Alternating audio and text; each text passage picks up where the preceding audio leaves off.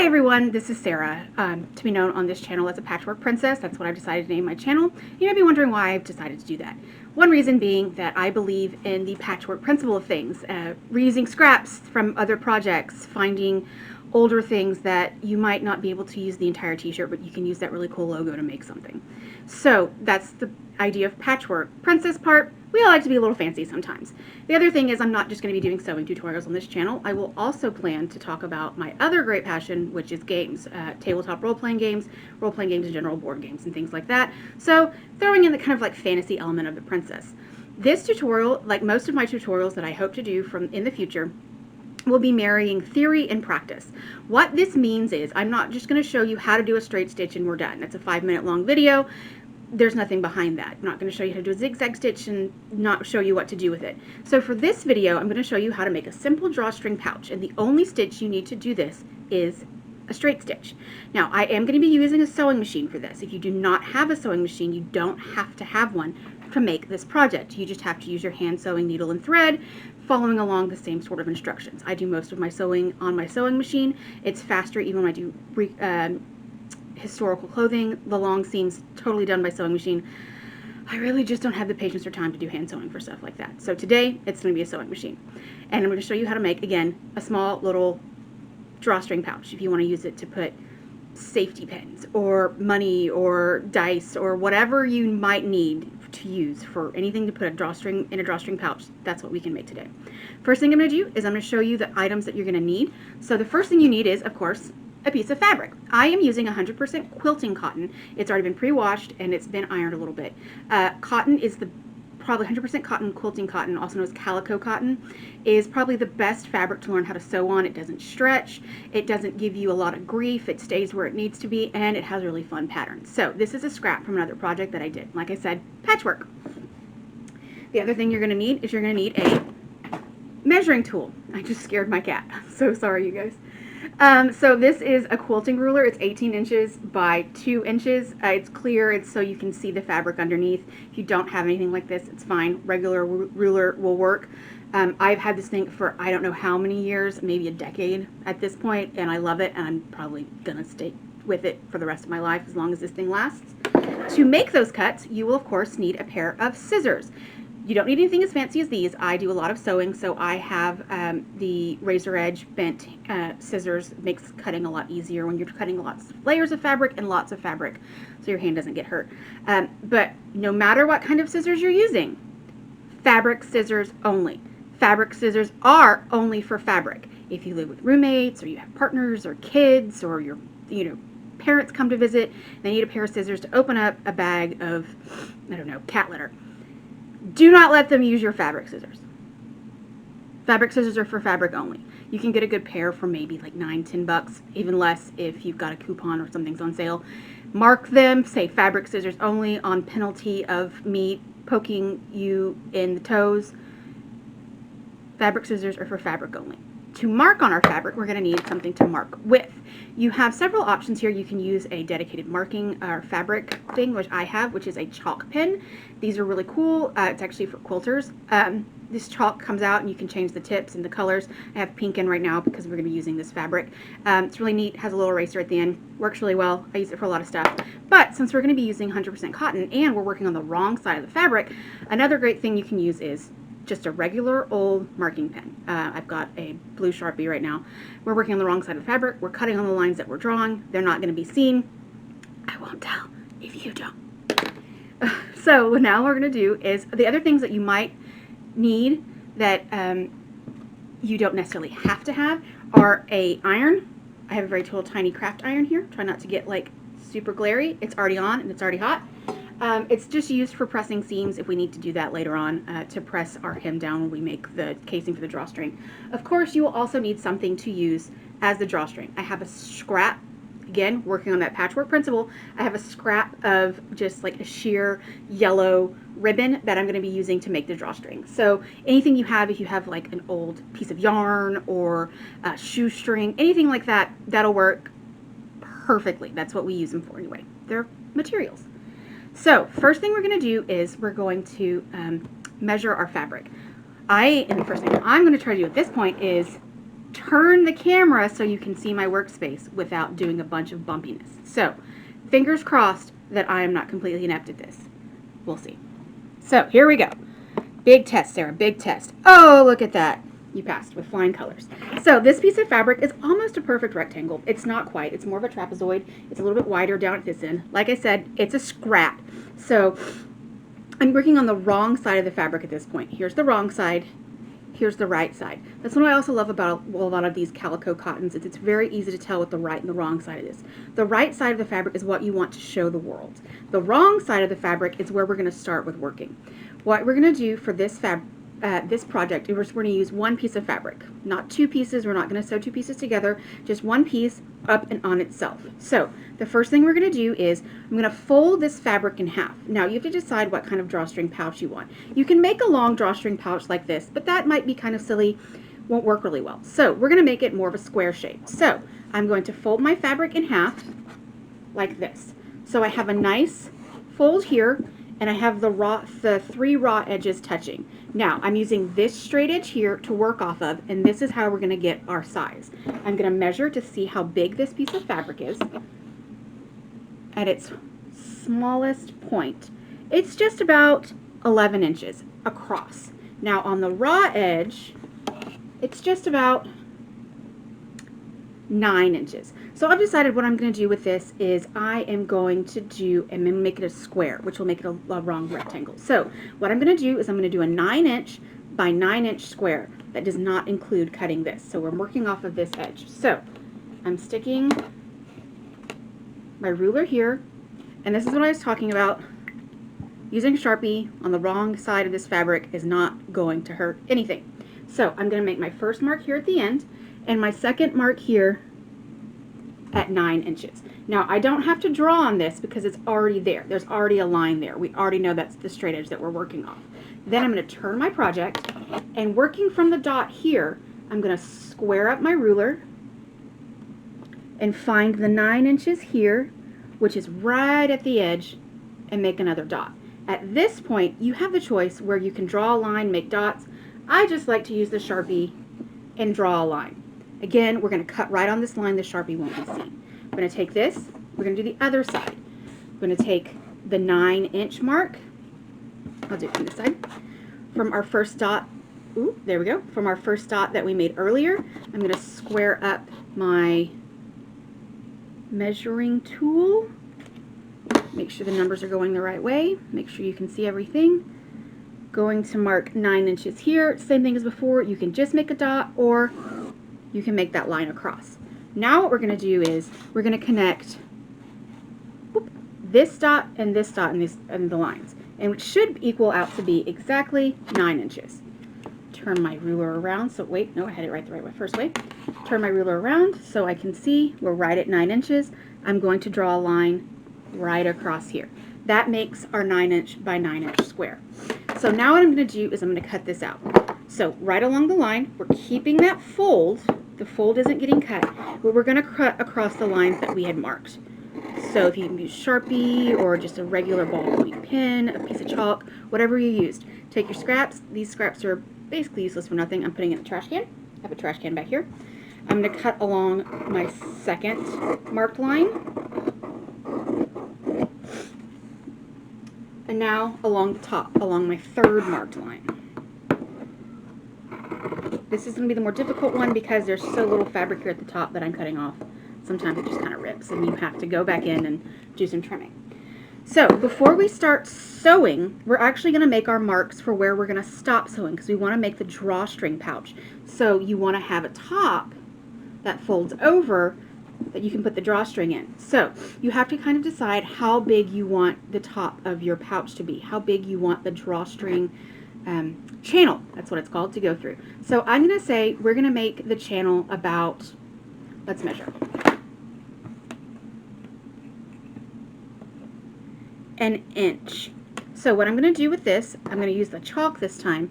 I'm going to mark an inch here, and I'm going to mark an inch here. I'm going to fold that. We're just going to do a test here. And then the idea is you fold that again, and that's where we're going to make that channel. So I'm going to mark 2 inches down, with either the Sharpie or the chalk, because we know that's where we're going to stop or start our stitches, our sewing. Can you see that? There we go. It's kind of hard to see the black, the dark, so I'll use both. There's the bright pink.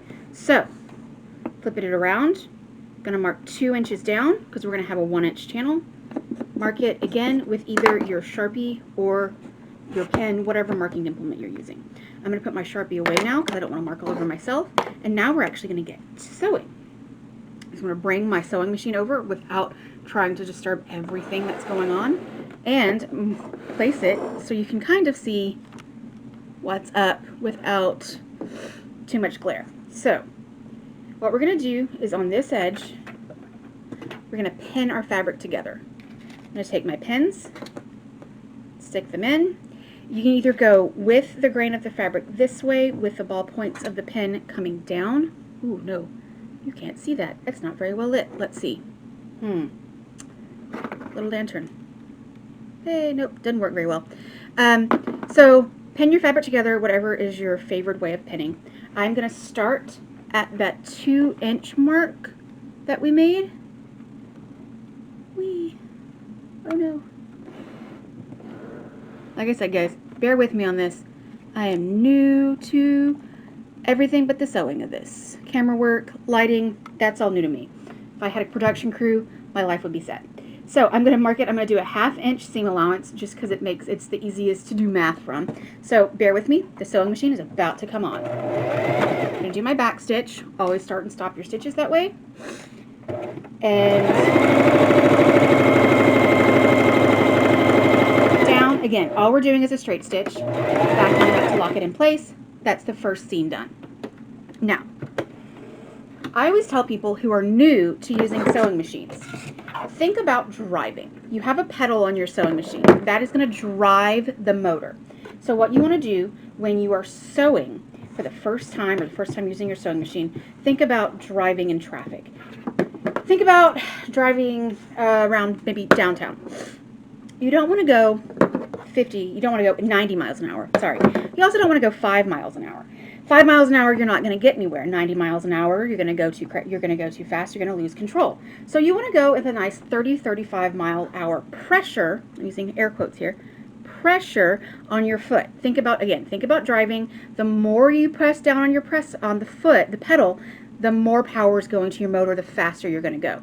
Again, you don't want to go 5 miles an hour. You don't want to not go anywhere, but you don't want to go crazy and go 90 miles an hour. So on this next side, because I want the raw edges going in, I'm going to put it at half an inch mark here on my sewing machine. It's probably really hard to see. And I'm going to straight stitch, back stitch, a nice steady pace. Not going crazy, this is a pretty small project, a nice steady pace. When I get to where we'd marked earlier in that 2-inch mark, I'm going to close it off, do my back stitch again, lock it in place. The reason you do that, the back stitching, is you don't want your stitches to come out.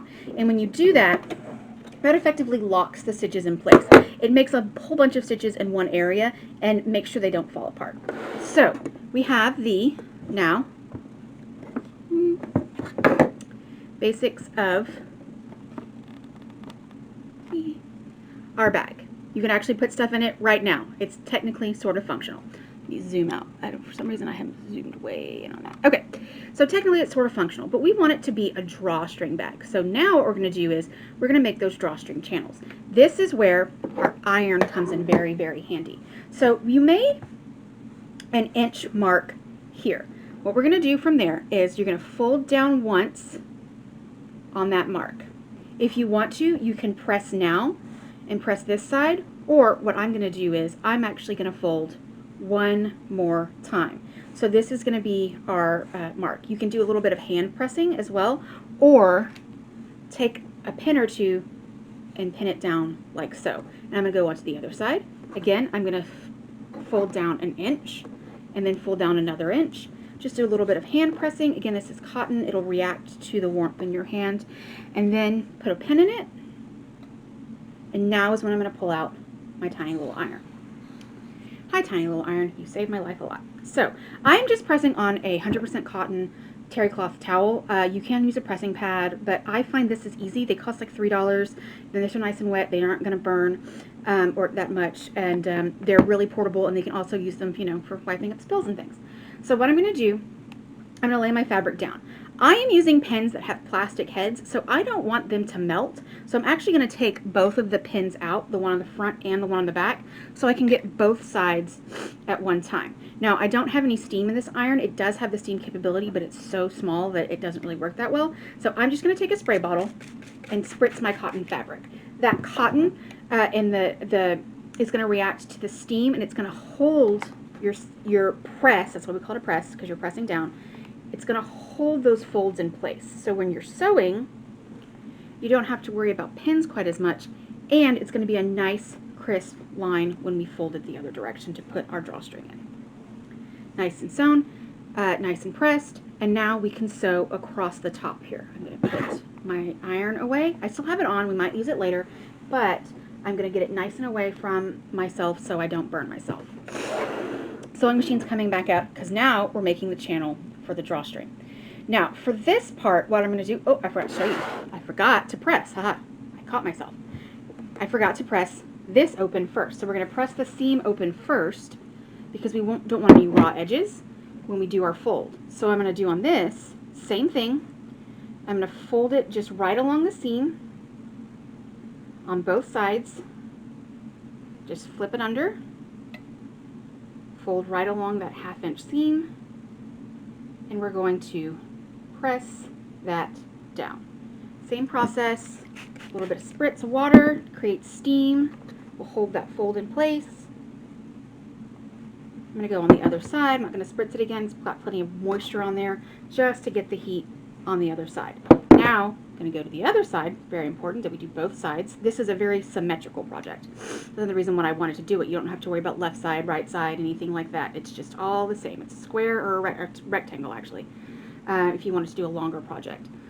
A little spritz of water. Back to the trusty tiny iron that I got at some dollar store or another.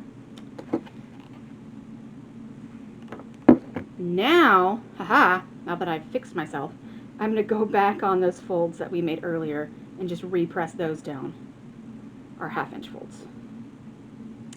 Press those down.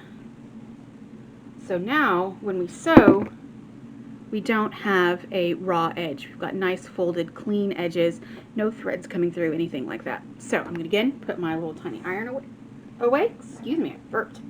Sorry, you guys. I had some root beer this morning. Made me a little carbonated. So now I'm going to bring the sewing machine out. With this, you can put your pins in if you would like, if you find it more comfortable, if you're more secure with using pins, or it's nice and pressed down. You don't necessarily have to worry about doing that. Here's the other thing, is if your sewing machine has the option of taking part of it off and making this area smaller, this would be the perfect time to do that, because it'll be easier to take the whole pouch, especially depending on what size you did it. Again, ours was a 9x9 square. At this point, it's a 7x9 rectangle. It'll make it easier for you to just slip the whole project over the end. I'm going to put my fabric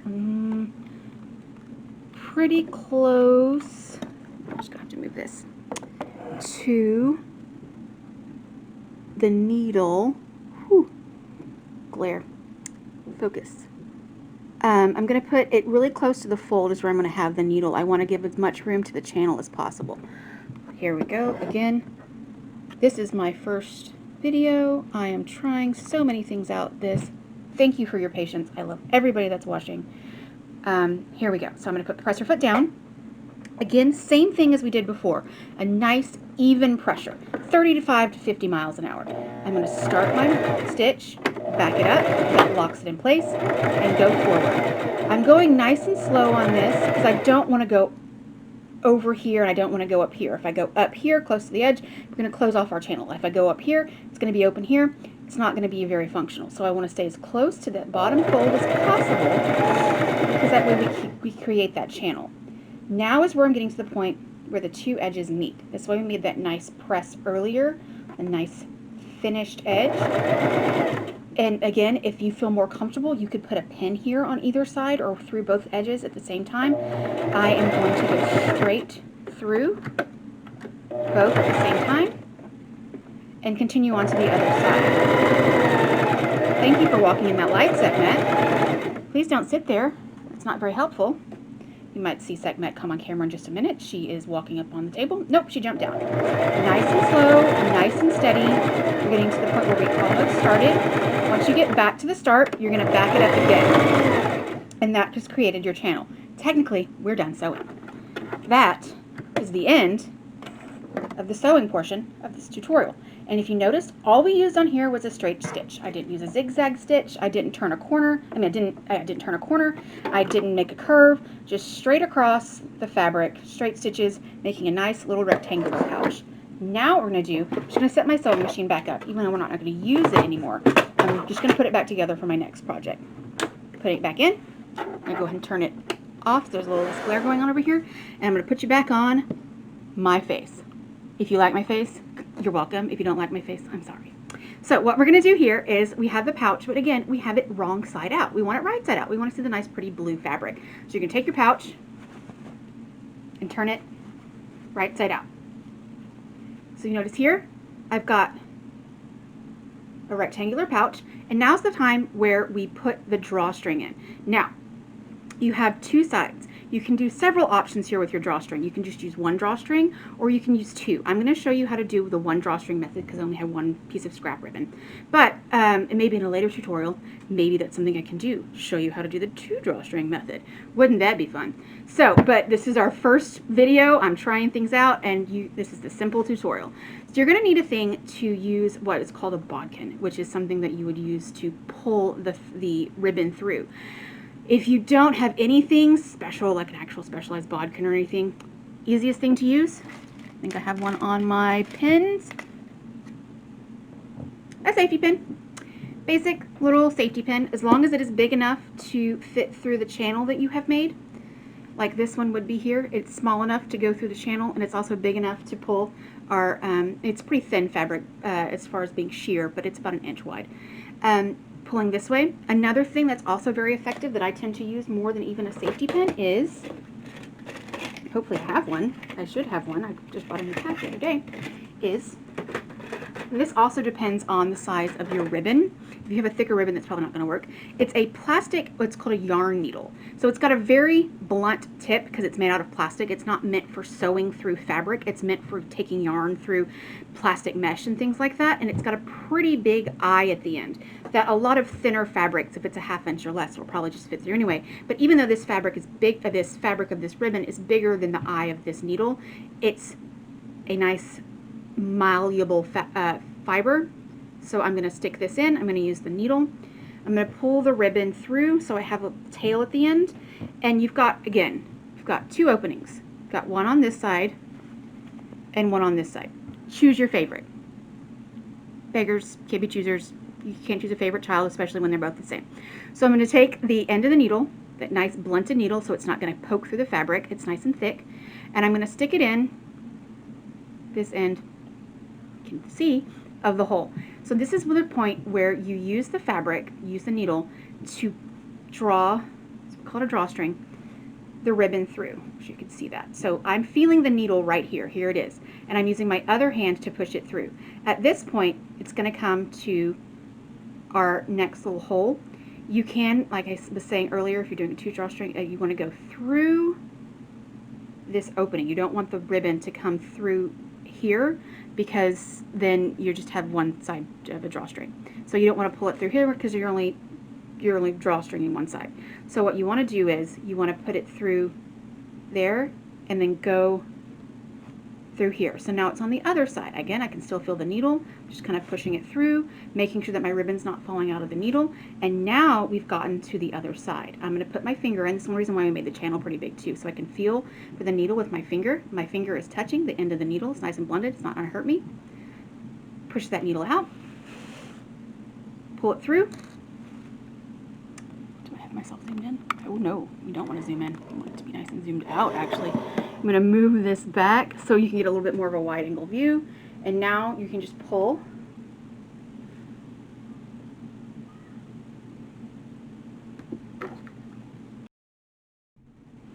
can tell if I stop filming or not, so I'm starting again. We have a finished project. This is going to be my first part of editing. Nice drawstring pouch. Here it is, the drawstring at the end. Pull down, put whatever you want in here. If you've, like I said, if you've got clothespins, if you're doing your laundry, if you've got buttons, beads. I'm a gamer. Dice. Perfect for holding dice, you guys. So drawstring at the end. Pull it nice and tight. Tie it off however you want to, and then you can put, you know, whatever your little heart desires in your very easy to make drawstring pouch. Thank you guys so much for sticking through me on this. Again, I'm still working on not looking at the monitor, but looking at the camera. I want to look at you. I don't want to look at myself. I'm also got the remote control. Now it's going to be the effort of editing. This is the scariest part for me because it is the thing that I am least used to. I am least used to doing the editing software. I don't mind being on camera and talking, but doing the editing, that kind of scares me. Hopefully I have filmed most of this and I don't have to like go back and refilm things and do a bunch of crazy cut edits, because oh my, that would be very chaotic. And I'm trying to make this, I like a little chaos in my life, but I want my channel to be nice, and I'm not going to say professional, but I'm going to say presentable? Presentable. Yeah, we want to be presentable at Patchwork Princess here. We want to make content that is at the very least watchable, that is hopefully entertaining, and hopefully educational. I am so glad you guys went through this journey with me. I am so excited to try this YouTube experience out, and I really hope I did not royally mess up this video. See you guys again soon. Bye.